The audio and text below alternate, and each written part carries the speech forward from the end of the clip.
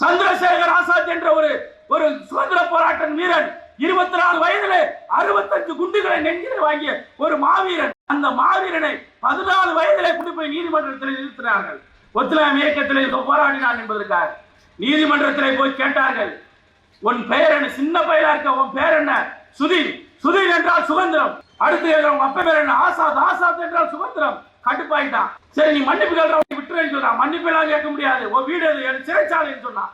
அதே போலதான் என் தம்பி ஓம்கார் சொன்னான், என்னுடைய வீடு சிறைச்சாலையாக இருந்தாலும் பரவாயில்லை, இவனை நக்கீரனை பேசுவதற்காக நான் மன்னிப்பு கேட்க மாட்டேன் என்று சொன்னார். நீதிபதி சொன்னார், நீ மன்னிப்பு கேட்க வேண்டும் என்று.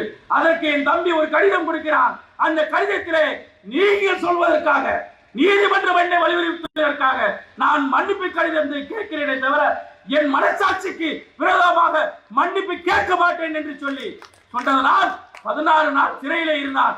ஒண்ணுக்கும் ஆகாதவர்கள். நன்றாக தெரிந்து கொள்ளுங்கள், இந்த சுதந்திர போராட்டத்திற்கும் இவர்களுக்கும் ஒரு சம்பந்தம்